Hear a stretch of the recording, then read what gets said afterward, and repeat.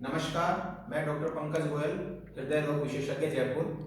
आज हम बात करेंगे सीटी एंजियोग्राफी या कन्वेंशनल एंजियोग्राफी जो कार्डियोलॉजिस्ट करता है।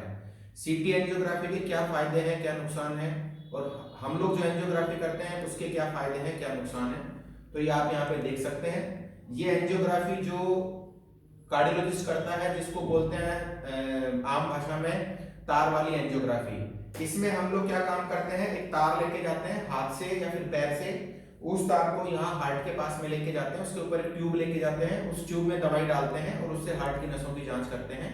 इसको अपन बोलते हैं तार वाली एंजियोग्राफी या नॉर्मल एंजियोग्राफी।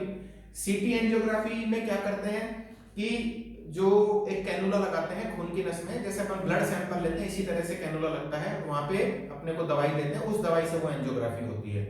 तो ये दोनों में मेजर डिफरेंस है। तार वाली में हम हार्ट के साथ उसकी जो आर्टरी है उसके मुंह पे छेड़छाड़ करते हैं, यहाँ पे ऐसा कुछ नहीं होता है, इसलिए सीटी एंजियोग्राफी को सेफ माना जाता है। ये सेफ होती है। हार्ट वाले में बहुत कम लेकिन रिस्क होता है डेफिनेटली। उसके बाद जो पॉइंट आता है वो आता है कॉस्ट का। अगर मैं कॉस्ट की बात करूं तो इंडिया में लगभग जो इन्वेजिव एंजियोग्राफी, जो कन्वेंशनल एंजियोग्राफी है, उसकी कॉस्ट थोड़ी सी कम है। सीटी एंजियोग्राफी की कॉस्ट थोड़ी सी ज्यादा है। इसके अलावा मैं अगर विश्वास की बात करूं तो मरीज का, आज के दिनों में मरीज का जो विश्वास है वो सीटी एंजियोग्राफी पे ज्यादा है। जो नॉर्मल एंजियोग्राफी है उस पे उसका विश्वास बहुत कम हो गया है। मुझे नहीं पता उसका क्या कारण है, लेकिन मेरे पास जो कॉल्स आते हैं, जो पेशेंट्स आते हैं, वो फोर्स करते हैं कि सर फिर टेबल पे एकदम से स्टेंट के लिए आप बोलेंगे या डॉक्टर्स ऐसे बोलते हैं। तो एक वो कारण है कि लोगों का जो ये हम लोग जो एंजियोग्राफी करते हैं उस पे विश्वास थोड़ा सा कम है, सीटी एंजियोग्राफी पे विश्वास थोड़ा सा ज्यादा है। रेडिएशन की मैं अगर बात करूं तो रेडिएशन एक्सपोजर दोनों में होता है। अगर मैं डाई की बात करूं, कॉन्ट्रास्ट जो गुर्दे को डैमेज करता है, वो भी दोनों में काम आता है। गुर्दे के डैमेज की पॉसिबिलिटी इसमें भी रहती है, इसमें भी रहती है।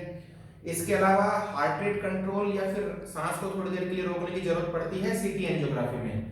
तो अगर किसी का हार्ट रेट बहुत ज्यादा है या उसको एंजियोग्राफी करते टाइम अगर घबराहट हो गई तो इसकी इमेज इतनी अच्छी नहीं आएगी। इसलिए जिनकी हार्ट रेट कंट्रोल नहीं हो पा रही हो या जो लोग अच्छे से सांस को नहीं रोक पा रहे हो, उनके लिए ये वाली एंजियोग्राफी बढ़िया रहती है जो कार्डियोलॉजिस्ट करता है। इसके अलावा एक सबसे इंपॉर्टेंट चीज आती है इमरजेंसी। अगर मैं इमरजेंसी की बात करूं तो अगर किसी को ईसीजी में चेंजेस हैं या ईसीजी में क्लियर कट हार्ट अटैक है, उस कंडीशन में हमें सीटी एंजियोग्राफी के बारे में आई थिंक नहीं सोचना चाहिए, क्योंकि उस कंडीशन में हम जितना डिले करेंगे मरीज की जो हार्ट की मसल्स है उसमें उतना ही ज्यादा डैमेज होने के चांसेस रहेंगे। तो उस कंडीशन में डेफिनेटली जो इन्वेसिव एंजियोग्राफी है वो बेटर रहती है कि सेम सिटिंग में पेशेंट का ट्रीटमेंट भी हो जाता है जांच के साथ साथ में। इसके अलावा एक सबसे इंपॉर्टेंट चीज आती है, वो आती है pre test probability. Pre test probability का मतलब ये है कि मरीज के सिम्टम्स कैसे हैं।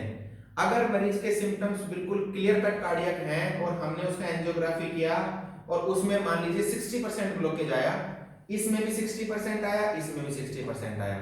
अगर मरीज ने ये जांच खुद कराई और उसको ये आइडिया नहीं है कि उसके सिम्टम्स हार्ट के हैं या नहीं है, तो उसको ये लगेगा कि 60% ब्लॉकेज में कुछ करने की जरूरत नहीं है।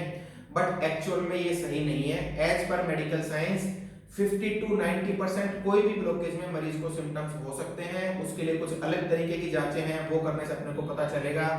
या अगर किसी सेम आर्टरी की टेरिटरी में अगर ईसीजी में चेंजेस हैं तो चाहे 50% ब्लॉकेज हो, उसको भी फिर हम लोग सिग्निफिकेंट मानते हैं।